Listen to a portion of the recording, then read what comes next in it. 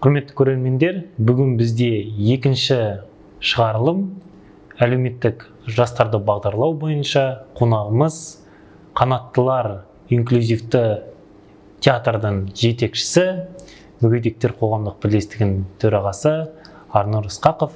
Сізге үлкен рахмет тағы да. Арнұр мырза, министрліктен келдіңіз, қандай мәселелерді шешіп жатсыз, сол жөнінде атап өтсеңіз.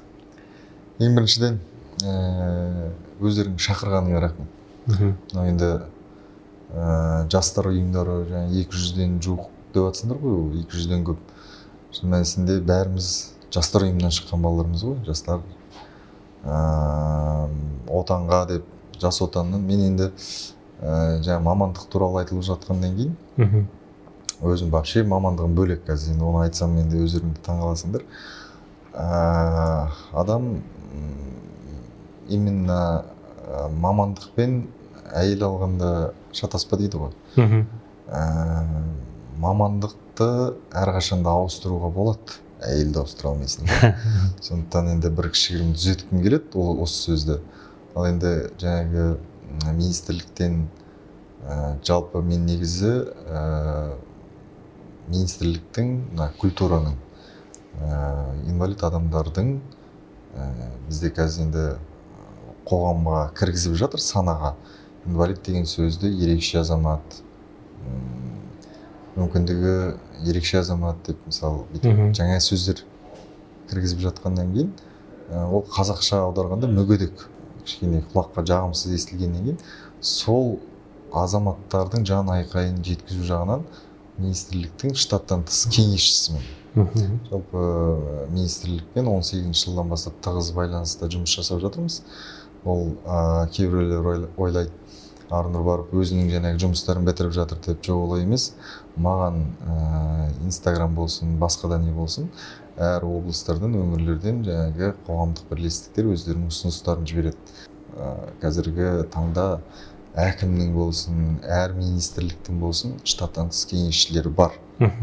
Ол енді өздеріңіз білесіздер, жақында ғана Ләззат Молдабековна деген апайымызды сенатта Қасым-Жомарт Кемелұлы өзі тағайындаған, арбадағы адамды.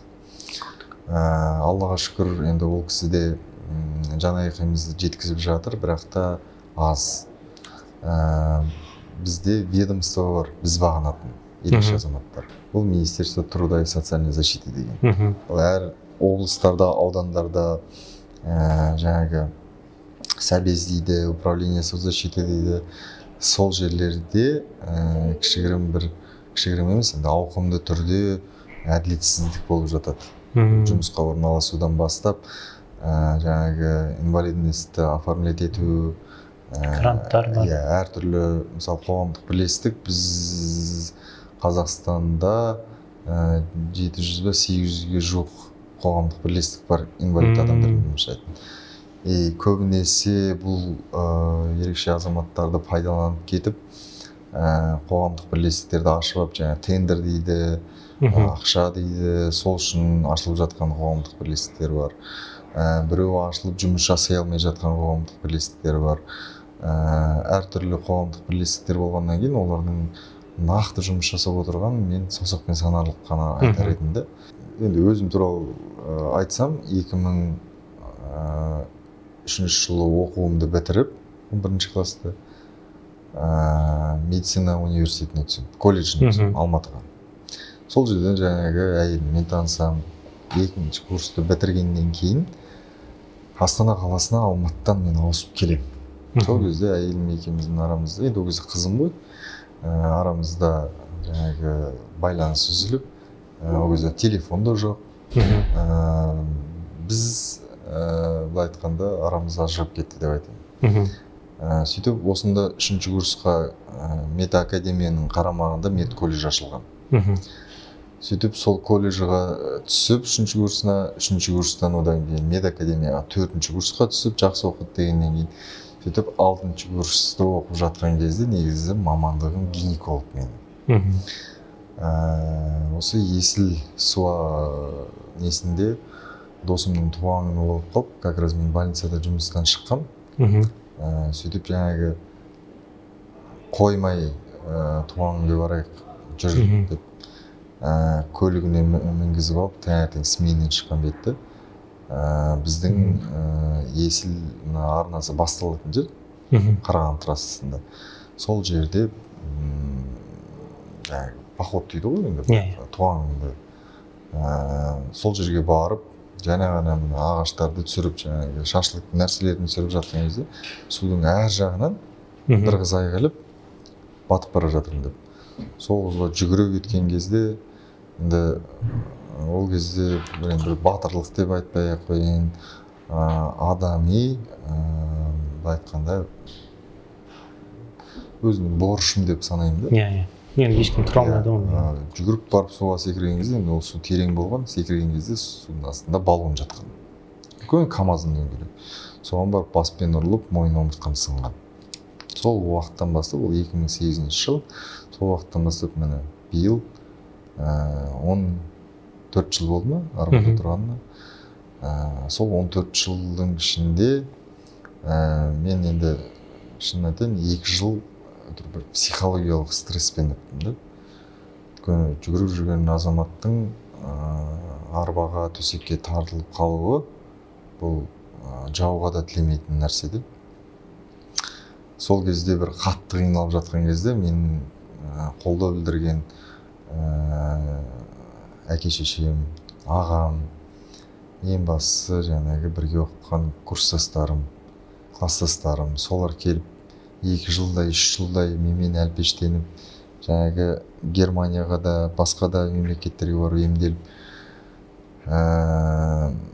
адам сол кезде өзін жоғалта бастайды. Қиналады психологиялық тұрғыда. Не істеймін мен? Қалай адам боламын деген. Өйткені уақыт өте ойлайсың, бір Алланың қалауымен тұрып кетемін ба, жүріп кетемін ба деп. Сол кезде менің жаңағы студент кезімде Нұр Отанның филиалы бар, МВД-ның жанында. Сол кезде Жас Отанның негізгі мүшелері сол жерде қалыптасқан. Владислав Сергеев деген бар, тағы да біраз Өтешев бар, Нұрлан Сүлейменов. Сол кезде мен волонтер болып жұмыс жасағам. Сол жердегі балалар естіген, былай айтқанда, маған келіп үйге, жаңағы үйде жатсаң, бір жаңағы потребность деп айтпайын, ұят нәрсені көрсеткім келмейді. Мен төсек тартып қалдым деген нәрсе. Сөйтіп мен за болып оларды келмеңдер деп, бір күн досым келді. Өмірден түңіліп, өмір сүргім келмей, болды мен тамақ ішпеймін, өлем дегендей сондай бір нелерге кеткен кезде әке-шешең де көмектеспей қалады. Сол кезде менің бір курстасым келіп, ол ештеңке демейді, ол ана бір болады ғой, бір ең бір жақын достар, нанды бөлісіп жеген, общежитияда. Кетті, киіндіре бастады, сөйлеген жоқ. Киіндіре бастады. Не істеп жатсың? Мен уже жылап, уже шаршап, психологиялық тұрғыда. Тиіспе мен шығарма ешқайда. Алды көтеріп алды, отырғызып алды. Мен оны ұрып әлекпін. Далаға алып шықты. Далаға шықсам тағы бір досым тұр. Екеуі бүктеп алды, таксиге салып алды. Айдап барды да, өлгің келе ме? Жүрміз сен бар, өлтірейік. Әке-шешеңнің несін етпе. Обалына қалма. Мынауың не сен? 2 күн болды, 3 күн болды тамақ ішпеген.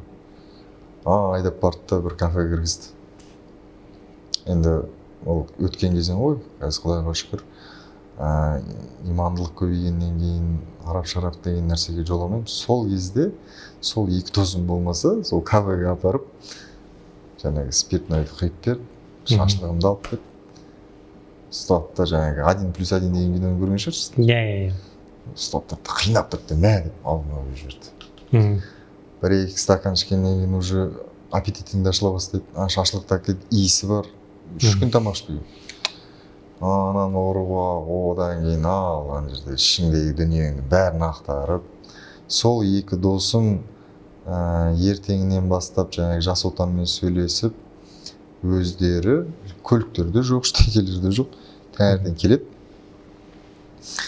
Әйтеуір бір костюм-шалбар кидірмесе де джинсы мен бір кофтамды кигізеді. ол кезде жас отан қазір қоғамдық қабылдау республикалық орны бар ғой Кенесарының бойында. Сол жерге мені Победадан біреу кейде жаяу алып барады, біреу автобусқа салып алып барады. 6 ай мен тегін жұмыс жасадым. Просто барамын да отырамын. Мен мамандығым гинеколог, жас отанда жұмыста отырамын. Және енді бір стол беріп қойды. Барсам ноутбук беріп қойған, смайлик қойып қойған. Добро пожаловать деп жазып. Сол кезден бастап менің социализациям өмірге деген, былай айтқанда, жаңа өмірге деген қадамдарым басталды. Адамдармен сөйлеспегенмен 2-3 жылдай, күнде көретін достарыңмен, ата-анаң ұяласың арбада отырғанына, даже дворға шығуға ұяласың дегенде. Екеуі сол екі досым сүйрелеп, одан класстастарым қосыла бастады. Әрбіреу күнде уақыты бар ма, сол апарып келіп жүрді. Басында мен ұялып сөйтіп жүрдім, одан кейін жас отанның балалары кірісе бастады, менімен әңгімелесіп. Жаңағы инватакси деген бір служба шықты, сонымен апарып келіп жүрді. Уже күнделікті адамдармен араласқаннан кейін уже кругозорымды жүре бастайды. Сол жас отанда менің арнар атым қалыптасты деп ойлаймын екінші рет. Өйткені тамақ жеуге мына қолым бәрі келмейді. Қасық ұстайын десем ұяламын, кружка ұстайын десем ұстай алмаймын, ұяламын. Сөйтіп жаңағы сонда жүрген бір Жандос деген ағамыз бар, қазір кайдзенмен айналысып кетті. Сол кісі маған келді, сен неғып отырсың дейді. Яғни үйден тамақ жылытып әкеліп береді, мен ұяламын, кабинеттен шықпаймын, соны жеп отырамын. Братан, мен ұяламын деймін де, 100 столовыйға дейді, мен ұяламын деймін де. Жынды ма, неден ұяласың, басыңа қойма деп, ана сүйрелеп апарып отырғызып қойды да, әдейі барды да бір риспен тауықтың аяғын алып қойған ғой. Же дейді маған. Мен ұстай алмаймын, қолымды берші дейді. Бүйтіп жаңағы крылышымен қойып берді, мә, же дейді. Сол кезден бастап менің былай айтқанда арбада отырған ұялу бір немнен жеңіп шыққан сияқты болдым да. Адамдар көп отыр, как будто бәрі маған қарап отырған сияқты, арбада жүрсең бәрі маған қарап тұрған сияқты.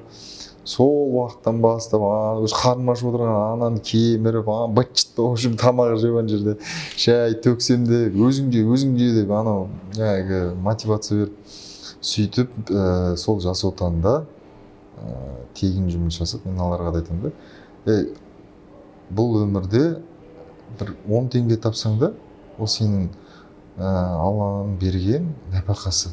Құдайға шүкір, сен далада емессің ғой. Сен бомж емессің, үйің бар, киімің бар, ең бастысы бүтін киімің. Бұл көлігің жоқ па, ол өмірдегі негізгі принциптер емес ол. Сөйтіп жаңағы жас отанда алғаш рет бір азаматша келді, жылап мамасы, қызым ауырады дейді. Көтерсе, стеклянный болезнь дейді, сына береді сүйектері. Ойыма келген сразу, давайте мен ойланып басшылықпен сөйлесейін. Нұрлан Сүлейменович ол кезде өте кремде Нұрлан аға осы бір кісі келді, баласы ауырады екен, ақша керек екен, мен бір концерт жасайыншы. Әйтеуір 6 ай болып жүргенім үшін. Қолымнан келсе давай. Сөйтіп хат жазуды үйрендім. Медицинаға қатысты нәрсе еместерді үйрендім. Бізде как раз молодежный кадровый резерв деген нәрсе құрылып жатқан. Сол алғашқы творчестволық қадам болды деп ойлаймын да. ЦКЗ-ны бесплатно алдық, концертке афиша жасадық, бүкіл әртістермен сөйлесіп. 3 миллион ба, 2 миллион ба сондай қаржыны, өзі біраз ақша. 2011 ма, 12 ма сондай. Сол кездерде социализация дейді ғой, адамның өмірге деген. Инстаграм енді қалыптасып келе жатқан нәрсе. Агенттің кезі еді ғой өзі. Сол кезде бір фотоға түсіп, телефондар пайда болып, сөйтіп мені телеарнадан көрсетіп, әйелім сол Алматыдан мені көріп, осындай жағдай болғанын естіп, агент арқылы шығып, телефонмен алмасып, осында келіп өзі сөйтіп махаббатым сол әйелім арқылы өмірге деген құштарлығым оянды. жас ол кезде мен 24-25-темін. Сол балаға көмектескенім үшін үлкен бір ләззат алдым да. Хотя бір кішкене болсын сумасын жинап. Аллаға шүкір қазір ол қыз жүріп жүр. Қол аяғым бәрі, сүйектерім бәрі қатайған. Анасымен әлі күнге дейін араласам. Сол алғашқы жобам Нұр Отанға келді. Нұр Отанда кедергісіз келешек деген алғашқы президент Назарбаевтың выступлениясынан кейін осы ерекше азаматтарға деген бір жоба ашылды. Кедергісіз келешек деп атын қойдық. Бауыржан Қыдырбаевич түнгі сағат 11-де звондап мені шақыртып алды. Ойбай ағам жақта міне послание болды, не істейміз. Как раз бір жоба дайын тұр еді. 2-3 сағат сол жерде шайымызды ішіп, осылай әңгімелесіп отырып, сол жобаны жасағанбыз. Әлі күнге дейін ол жоба істеп жатыр. Сөйтіп уақыт өте келе мына театрымыздың қалыптасуына осы ерекше азаматтардың жаңа мемлекеттік болсын, мемлекетсіз болсын, жаңа осы творчестводағы жұмыс табуына біз себепкер болып отырмыз да. Өйткені біздің актер актрисаларымыздың 10 қазір енді 40 бала істеп жатыр ғой. 10-ы глухонемой, 7-і коляскада, 4-і көз көрмейді, 2-і ДЦП, қалғаны дені сау адамдар. Біз алғашқы премьерамыз қойған кезде сол прооннан адамдар келіп, біз алғашқы инклюзив театр Қазақстанда деп ашылғанбыз. Сөйтіп маған бір кісі келіп ұрысып тұрды осылай. Мен шошып кеттім, қателесіп қалдық па деп. Сөйтсем біз алғашқы Қазақстанда емес, алғашқы Центральный Азияда да бірінші рет атымызды аталыпты да. Сөйтіп жаңағы бөлек театр болып қалыптасып, келіп жатқан сол жаңағы глухонемой болсын, арбадағы болсын, олардың барлығы әр мамандық иелері, актерскийге қатысты емес. Сөйтіп барлығын жұмыс қалып жатырмыз да. Өкініштісі жаңа министрмен де сөйлестім. Біздің ортада, жалпы Жүргенов болсын, Шабыт университеттерінде болсын, осы ерекше азаматтарға кафедраның жоқтығы. Енді болашақта қаржы болып, осы азаматтарымыз оқытатындай дәрежеге жетсек, сол кезде ғана бір ішімде бір жетістікке жеттім-ау деген бір сезім қалыптасатын шығар деймін да. Бұның барлығын ой түйе келе, қандай мамандық болсын, қандай не болсын, қандай қызметтер ішінде сен ең бастысы айтуға оңай дейді ғой. Профессияңды ауыстыр деген. Ұнамай ма ауысып кет. Қазір енді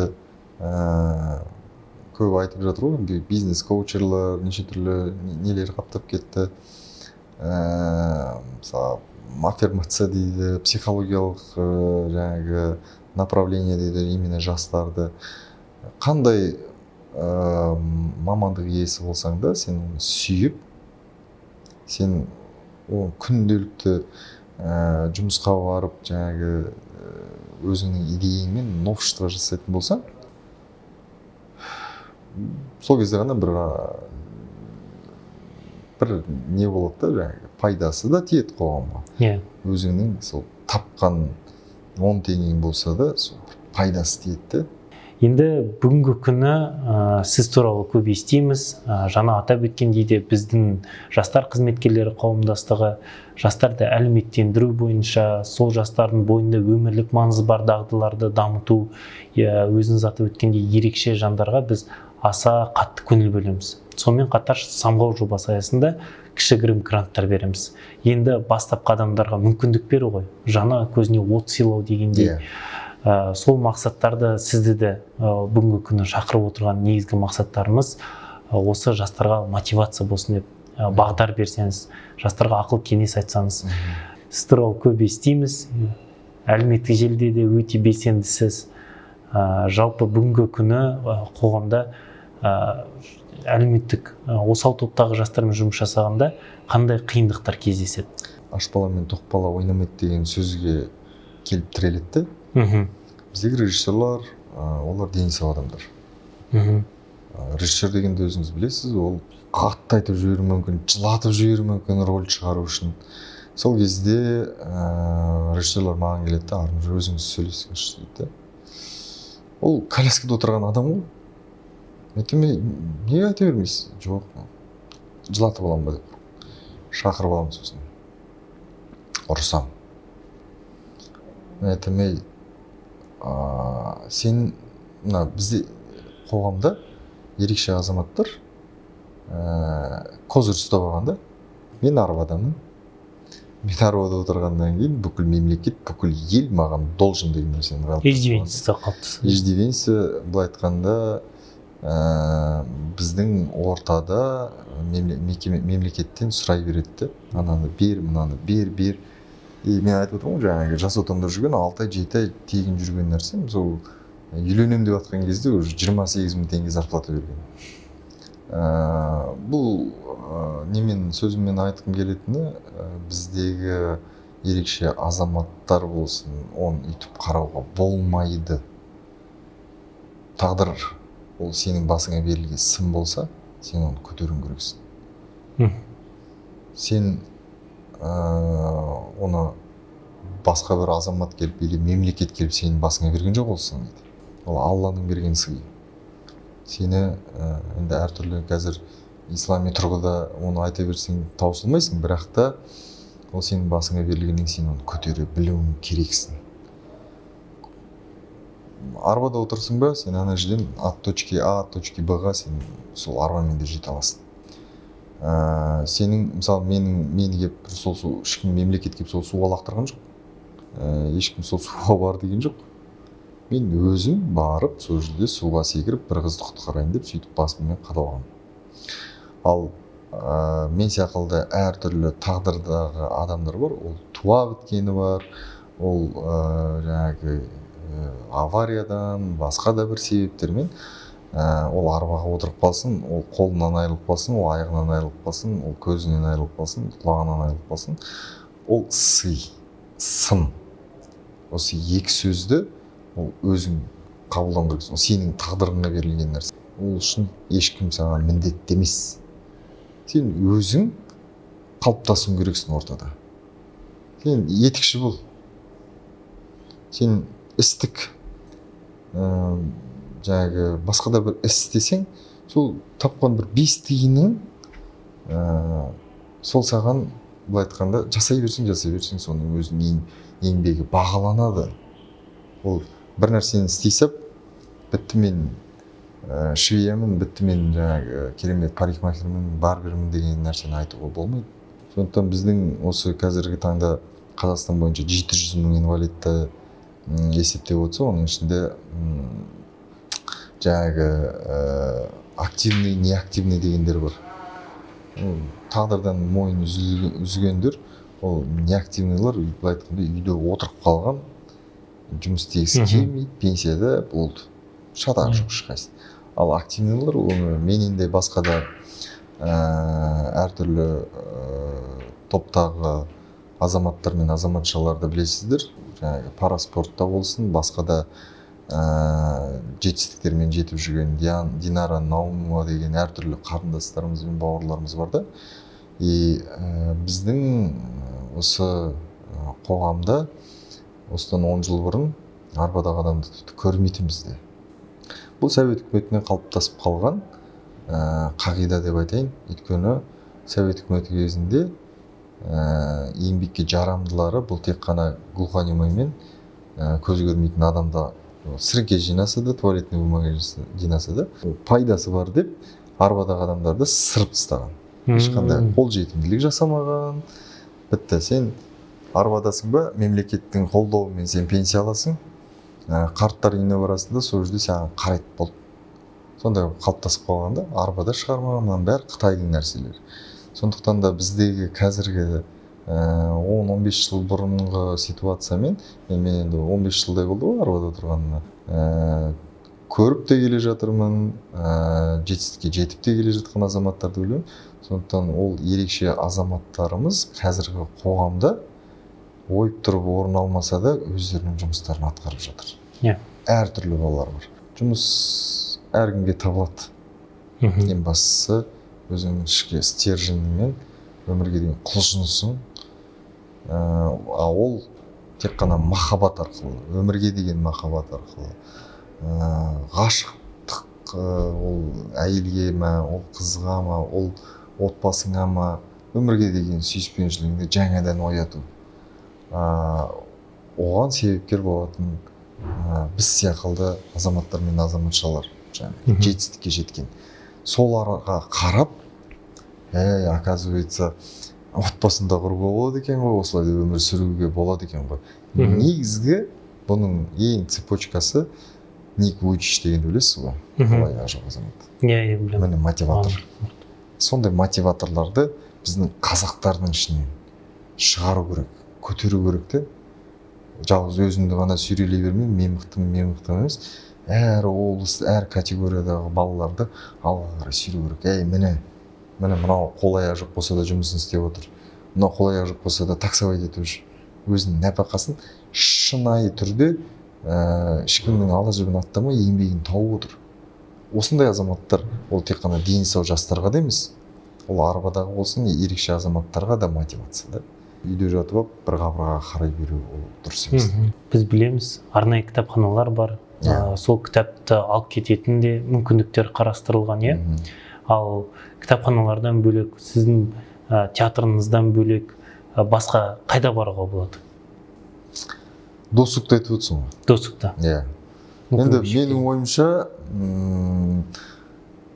Астананы ғана айтайын, Астананың көп жерлері ерекше азаматтарға 50%, 60% деп айтайын, қол жетімді. Ол жаңағы арнайы кітапхана болсын, ол жаңағы арнайы спорт комплекс болсын, паралимпийский не болсын. Яғни бізде мемлекеттің тарапынан ерекше азаматтарға жағдай жасалынған. Бар ондай жерлер. Сондықтан да ол айтып отырмын ғой, желанияға байланысты да. Біз айтпасақ, бұндай азаматтар травма алғаннан кейін ерке болып кетеді. Ата-анасынан бастайды. Маған бер, маған бүйт, маған сүйт, бұл айтқанда психологиялық тұрғыда қатты өзгеріп кетеді адам. Олармен жұмыс жасайтын біз қоғамдық бірлестіктермен осындай бір жетістікке жеткен азаматтар. Құтырып баратсың ба, жаңағы маған келетін біздің жұмыскерлер, арбада отырма, мен қарамаймын. Айтамын, саған міне возможность беріп тұрмын, үлкен сахнада өнер көрсетуге. Сен маған өйтіп жылама деймін. Мәшінем жоқ, анау жоқ, мынау жоқ деп үйтетін болсам, бар үйде отыр. Керек па саған? Кел, есік ашық. Ол солай қалыптасу керек те, аямау керек те. Сен ойбай арбада отыр екенсің ғой, ойбай жаным, сол бір күн істер, 2 күн істер. Мысалы, Қазмұнайгаздың бір руководителі мен сияқты адамды алды, ол жердегі 4-5 адам отделда басын сипайды, жарайды бір жеңіл жұмыс берейік, жарайды ол бір оңай бір тапсырма берейік. Сондай бір нелермен кетеді, ана адам деп қалады, наоборот аямау керек те, қамшылау керек бұларды. Түбіне дейін жеткізу үшін, профессиональный взгляд шығу үшін, неге бізде инвалид адамдар жұмысқа алмайды үлкен компанияда? Бірінші, диплом жоқ. Екінші, ол адам өзін бір жалостыны көрсете маған. Сен наоборот кел, маған ананы берші, мен өзім сөйтетін. Мен бүйтейінші, ананы берші, маған оқиыншы. Общениеден туындайтындар. Сондықтан да енді өзімді әрқашанда примері қойып отырам, мақтанғаным емес. Мен сияқты азаматтар көп, бірақ та аямау керек. Тең. Біз инвалид адамдар теңдікті талап етеміз. Қоғамның жаңағы паркингі болсын, пандусы болсын, бәрін бізге жаса дейміз. Мемлекет жасап жатыр. Сендер де жасап жатсыңдар. Жаңағы гранттарды беріп жатсыңдар. Оны аяп қарауға қажет жоқ. Саған керек па? Пожалуйста. Өйткені сенің орныңды басатын адам бар. Жоқ емес. Ал сенің басыңа берілген тағдырдың сыйы, сыны, оны ешкім кінәлі емес. Өзің кінәлісің. Өзің және де Алланың берген сыйы.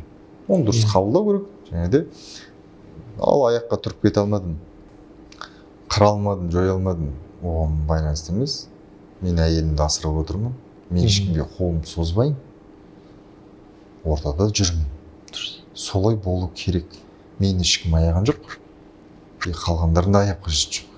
Сол аш бала мен тоқ бала ойнамайды деген сол сөзге толықтай басталды. Арнұр мырза, енді сіз жастарға мотивация бересіз. Әрдайым көреміз әлеуметтік желіде, енді сізге кім мотивация береді? Бірінші әйелім, екінші ол білмеймін, енді тәрбие ғой. Мына жерде Әбу-Насыр әл-Фарабидің жақсы бір сөзін оқып отырмын. Білім емес тәрбие, тәрбиеден бастау керек те. Тәрбиені маған берген атам. Шыдамдылықты, адал болуды, адам болуды үйреткен атам. Ол кісі соғысқа барған, соғыста жаңағы әртүрлі қиындықтарды көрген, тамақ жағынан, басқа жағынан пленда болған. Сол кезде бізде ауылда монша қалып барады да, жаңағы пардың есігін ашады да, кіргізіп жібереді. Отырасың қасында. Соның өзінің бір историяларын айтады. Бізді 50-60 адамды осындай кабинетке кіргізеді дейді жаңағы. Соны 4-5 сағатқа жауып кетеді сыртынан. Өлетіндер өледі, астындағылар қалады. Шыдамдылар шығады. Сөйтіп атам мен сол пардан бастап тамақ жемеудегі шыдамдылықты, қандай ашуланып тұрсаң да үлкен кісіге дауыс көтермеуді. Мысалы кейде болады, енді мен өзімнің жаңағы белгілі бір себептермен жаңағы өзімнің диагнозыма байланысты бір тұрып бірден істегім келіп кетеді, бір ауыртпашылық сезім пайда болады. Сол кездерде бір өзің істей алмағаннан кейін ашуға жүгінесің де, сол кезде ол өтіп кетеді. Сол кезде тұрасың да, мә дейсің ғой, неге сен мен әйеліме бірдеңе дедім, неге мен әке-шешеме дедім. Ол бастапқы кездер. Сондықтан мына профилактика инвалидов деген жастардың арасында мына прогиб деген бар, көтеріп алады, артқа лақтырады, көлікпен қатты жүреді. Жастар, мен көп инвалид қыздарды білемін, осындай бір оқыс оқиғалардан арбаға отырып қалған. Сол бір өмірдің тәтті кезінде, қиналып қалған кезде әке-шешесі не істейді? Қолындағысын сатады. Ол алады да жаңағы шетелге апарады да, ана емге салады. Бізде енді көп дамып кетті ғой, жаңағы ананың еміне, мынаның еміне деп алады да жаңағы қаншама миллиондаған ақшаны алады да айдап барады да жаңағы Германияға салады. Мен өз басымнан өткен, әке-шешем үйді сатып жіберіп Германияға барып емдеткен. Шын мәнісінде одан бір ешқандай результат алған жоқпыз. Айналып келгенде сол екі досымның тыпырлап мені жаңағы көтеріп андап барып мындап барғанның арқасында. Сондықтан бұл жерде көп отбасылар қателесіп жатады. Маған кейде жазып жатады, мен бауырым осылай арбаға отырып қалды, бір жерге шетелге емге апар. Мен айтамын, сол ақшаға лучше сен машина алып берші деймін. Ручной управлениесін қойып. Мен өзім 2 жыл болды сонда теуіп жүрген. Көз өзгереді, дүниеге деген жалпы шекарасы нетеді, қайда барамын, өзгеріледі, кетіп қалады. Сондықтан мен айтамын, ол ақшаң тасып барады, үй алып берді, машинасын алып берші. Болды, анда-санда келді, жаңағы бірдеңелеріне көмектесіп тұр. Ол одан дейді. Өйткені бізде бәрі қиындық әке-шешеге түседі. Бала травма алып қалады, или жаңағы бір қиындық ситуация болады, бітті. Сен егерде ден дұрыс, салиқалы, білімді, бір иманды балаң болса, ол досы болсын, басқасы болсын, оның бәрінен асып түседі. Тауып отырған 10 теңгең, 20 теңгең, қазір енді Инстаграм, әлеуметтік желі дамыған заманда әртүрлі бір коучерлар шығады, мен білем, Қуаныш Шоңбай, аттарын атап та айта аламын, адамды шатастырады. Шатастырады неге? Олар өткен жетістікке жетіп алған. Жетістікке жетіп алғаннан кейін олар ойлайды, сен спокойно жете аласың, бір ана психология 20 миллион, 200 миллион, 300 миллионның әңгімелер, ана көріп отырған жас буын тұрады да, мә саған анау машина. Бұл жерде тәрбие мен имандылықты ұмытып кетеді олар. Дүниеде емес қой, дүниеде емес. Бұл қысқа ғұмырда дүниеде емес бақыт. Жай ғана ойлайық, сен шөтінде 500 миллион жатыр. Бақыттысың. Ештеңке өзгермейді. Сыртта лексусың тұр деп ойлайық. Ештеңке өзгермейді. Сен сол қалыпты өзің болып қала бересің. Мына жерде бүкіл дүние осы жерде де. соны өзгерте алсаң, өмірге деген сүйіспеншілігің, адамға деген көзқарасың басқалай болса, сол кезде ғана сен адам болып қалыптасып, қандай профессияда жұмыс жасасаң да, ең бастысы отбасыңды асырап, наныңды таза еңбегіңмен әкеліп отырсаң, вот сол кезде бақыт деп ойлаймын да. Үлкен рахмет. Осылай жастарды жаңа айтып жатсыз, иә. Сөздің шыны керек. Сіздің істеп жүрген жұмыстарыңыз ол бізге үлкен мотивация. Жаңа айтып жатсыз ғой, менде қадірін, қолда бар алтын қадірі жоқ дейді. Менде де бір қатты сырқаттанып, 3 айдан астам больницада жатқан болатын. Сол кезде жүрген адамға қатты тамсанып қарайсың. Не деген бақытты адам, иә деп. Сол кезде жанынан табылатын ең бірінші ол мен түсінгенім ата-ана. Екіншісі ол туған туыстарын, аға, іні, қарындастарын, содан кейін барып достар, иә. Көбінесе бізде қазір жастар ата-анасымен қатты байланысты орнатқысы келмейді. Достарым, мен достарым үшін бүйтем деп барлығын істеп, жолдастармен ғана кетіп қалады. Ал негізінде осындай жағдайларда ата-аналардың қолдауы енді айтады ғой, қимайтын, сосын өзің отырып қорытындыға келесің ғой. Сол кезде түсінеді екенсің, менің жанымда табылатын да, мені қорғайтын да, маған ұрсатын да осы ата-аналарым деп. Енді сізге мынандай кішігірім бір сұрағымыз бар. Адам бір жетістікке жеткен адамдар бар, әркімнің өзінің бір белесі бар ғой. Сол жақсы мамандық деп айтамыз, біреуге ұнайтын мамандық, бірақ та қолынан келетін, нарыққа керек мамандықтар болып жатады. Осы орайда адам өзіне бір бағдаршам ретінде ұстайтын қандай бір дағдылар керек? Мысалға, біз қараймыз сізге, күнде көптеген кездесулер жасап жүрсіз, инстаграмыңызда то бір жерде, то екінші жерде, үшінші жерде. Осы күнді қалай жоспарлау, жалпы осыған бойынша кішігірім тоқталып кетсек. Жаңа ғана бір исполнительный продюсермен сөйлесіп келе жатырмын. Ойда, мысалы, ерекше азамат болғаннан кейін әр адам таңертеңнен кешке дейін осы не істейді екен, арбаға қалай отырады, қалай киінеді. Бұл тура қоймаса да, ол түбінде жатқан сұрақ.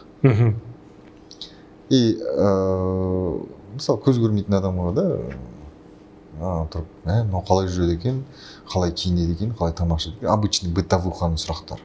Оны сен айта алмайсың, бірақ ішінде тұрады. Мысалы, мен диагнозым біздің бүкіл ортамызда ең ауыр. Мен жалғыз өзім, мен даже қазір киім шешіп бүйтіп бірдеңе істей алмаймын. Оны кім істейді? Бір момент болып қалды. Әйелім бір отырғызып жатты ма, киіндіріп жатты ма, біреу сторис түсіріп алған, анан ахваты деген бәрі сұрақ қойып, қалай, анау, в общем, немедегі хайп жасап жүрді ма? Бір сол неден видео, сторис 12 сағат тұрмай, 2 сағат тұрады өзі. 24 сағат. Солны алып алған, бір көшіріп алғанда, соны алып алып, шындық кезет дей ма, бірдеңке деген бір инстаграмда соған шығып кеткен ғой оны. Деп мен де таң қалып, біреу алғанда, в общем, әйеліміз екеумізді, әйелімді алғанда, ой, ол ана жігіт бай, ананың несіне қызығып жүр. В общем, кәдімгідей өздері комментарийдің қарап ашсам, бір-бірімен ұрысқан бірдеңелер. Былай айтсаң, бір благотворительность бірдеңе деп қазір айтып отырсаң, ол апқат алмайды. Как-то бір сондай бір нәрсені жасайтын болсаң, да, сразу анау кәдімгідей бір-бірімен цепочка кетіп қалған какой-то бір сторис. Ана жерге досым отырғанда, әйелім киіндіріп жатқан, соны енді полный енді голый емес, бірдеңкені киіндіріп жатты, отырғызып, арбаға отырып, тамағын берді, соны алып чик-чик-чик түсіріп алғанда сторисқа сала салған, несімен, аудиосын. Анау кәдімгідей бір не болып кетті де, тренд болып кетті ма? Содан енді басым шайқаймын да, адам былай айтқанда бір-бірінің артын аңдыған заман ғой біз. Сөйтіп жаңағы мен көптеген Америкада, Европада әріптестерім бар, өзім сияқты. Google переводчик алған болсын, сонымен алып сөйлесеміз. Не болсындар, ана не деп. Оларда енді заман дамып кеткен ғой, бәрі бар. Сөйтіп жаңағы push girl деген особенные девушки дейді, ағылшынша. бес қыз туралы документальный сериал. Мысалы маған не болған деген сұрақты бәрі тікелей қоя алмайды да. Мысалы суға секірдім анау мынау дей саламын да. Кейде бір болады суға секіріп қалай баллон жатты андай сұрақтар уже кете бастайды да. Не болды сосын, кім шығарды, қалай болды, не болды. И сондай сұрақтар болмас үшін атып кетті деймін да. Болды, қысқа ғана сұрақ қоясың, мен біреу атып кетті мойнынан омыртқада. Ананың бәрін айтып жатпайсың да. Ана қызға не болды, ол қыз келіп кешірім сұрады ма, в общем, короче, бітті нелер да. И просто өмір сол қысқа бір ғұмырда бір күлкімен бірдеңкемен жеткізгім келеді да. Қазір шығып жатқан киномыздың сондай бір кішкене комедийный элементтерін қосты. Достарым мысалы жаңағы айтып отырмыз ғой, дос деген достың достығы да қалады өте келе, уақыт өте келе. И қазіргі жанымда жүрген достарым мысалы маған бір арбадасың анау мынау деп қарамайды, алады итере салады неден. Кеттім одан кейін маған немен пандуспен. Ол барып тірелесің ба, оның шатағы жоқ. Пандустар бүкіл бізде бар дейсіз ғой. Иә, ол мысалы досыңның сол бір сол жындылығы арқылы бір немен қоғамға келесің. Айтайын дегенім, біз қазір мына біздің актрисаларымыз бар, белгілі бір жаңағы жетістікке жеткен Седа Алиева, Малика Мұхтарова дегендер, солардың өмірінде қандай бір қиыншылық болды, ашық түрде айтады. ЗКТ текстпен, кәдімгі переходпен, кәдімгі сериал шығарып жатырмыз. Алла қаласа жаңа ғана сөйлесіп сол нелерді обсуждать етіп келе жатырмыз. Біздің қоғамға сондай нәрсе керек қазір. Не учиш керек. 1+1 деген сияқты кино керек. Сол арқылы біз қоғамға осындай азаматтардың бар екені, олардың толыққанды өмір сүруі, мысалы кейде ойлайды, енді сіз әдемісіз, актер емессіз ба деген бір сұрақтар кетіп қалады да. И оны жасыратын емес, мен махаббатым бір адамға ғана. Жүрген ондай нәрселер айтылып жатса да. Еларна телеарнасы қазір жастардың телеарнасы болады деп жақында ғана естіп қалдым да. Сол жерден бізге кәдімгідей сеткісін беріп, сол сериалдың шығуына себепкер болады. Бұл жердегі негізгі міндет осындай азаматтар өздері актриса болып, сол жерде өздерінің өмірін айтып, конечно же, ол сценарий жазылады, режиссерлар болады. Әрқайсының тағдырын біз әдемілеп жеткізіп, жігітпен танысқаны бар, махаббат историясы бар, отбасылық кикілжің бар, кәдімгі өмірдегі бытовуға бар, тамақ істегені бар. Әр нәрсені біз сол сериал қылып көрсетеміз. Сондықтан да сол арқылы да бағдар бересіздер басқаларға, иә? Сол жастарымыздың бағалау, біздің театрымыздың негізгі бағыты да сол. Рахмет үлкен. Енді жастарға қысқа нақты 5 ақыл кеңес айтсаңыз. Жастарға не айтып, енді өзімізді жас деп ойлаймын. Кеше ғана бұл жерге толып жатқанымда мә деп қой. Кеше ғана Нұр Отанда, Жас Отанда жүріп едік. Жастарға ақыл кеңес айтудың өзі бір кішкене қиындау да. Өйткені қазір әрқайсысының өзінің ойы бар. Тіліміз қазақшаны тыңдай ма, тыңдамай ма деген нәрсе бар. Кейде инстаграмнан да бір ой айтып жатам. Бірақ айналып келгенде жаңа мотиваторың кім деп отырсың ғой. Өзіме де бір мотивация, өмірден шаршап кетесің. Неменеге істеп жатырмын осының бәрін? Деп қаласың да, бірақ та мамаңды көріп қаласың, бірақ та әйеліңді көріп қаласың. Осылар бар екен ғой дейсің де. Сондықтан да ең бастысы ол дос үшін емес. Дос ол, айтып тұрмын ғой, мен травма алған кезде 100 досым болды. Одан кейін 5-еуі қалды. Одан қайтып көтеріле бастаған 50 болды. Одан кейін ақырында өзі кете береді. Сондықтан да өмірдің цели ол маған да айту оңай емес. Бұл просто өмірге деген сүйіспеншілігіңді табу. Әйелің арқылы ма, ол бала-шағаң арқылы ма, ол жұмысың арқылы ма, ол ата-анаң арқылы ма, просто махаббат, өмірге деген махаббат. Өмірде сынып кеткен күндерің болады да. Қойш дейсің де жатасың, я болмаса қойш дейсің де бір жерге барасың да ой немене деп отырып алады, өзіңді кінәлап, не мынау деген нәрселерге бір тіреліп қалатын нәрселер болады да. Сол кезде просто мен ойлаймын, адам өзіне бір интервал, бір 5 күнде, 5 күн, ол психологтар да айтатын нәрсе, ол басқа да айтатын нәрсе, 5 күн сен должен просто кино көр или вообще түк істемей жат. Ал біттім, кетші маған ештеңе керек емес деген нәрсеге келген кезде сол кезде сөйту керек та. Мен өзім басымнан өткен просто түк істемеу керек. Сосын сол 4-5 күн өтеді. 4-5 күннің ішінде адам ана жерге барады, тамағын ішеді, мына жерге барады, бүйтеді, далаға шығады, прогулка жасайды. Сосын тұрады, оказывается, өмір жалғасып жатыр екен ғой дейді да. Сен 5 күн бұрын өліп қал, өзіңе қолым суицид деген қазір көп қой. Одан не өзгереді? 5 күннен кейін не өзгереді деген сияқты. Сондықтан енді жастарға ақыл айтуда керемет профи емес, просто өмірге ғашық болу.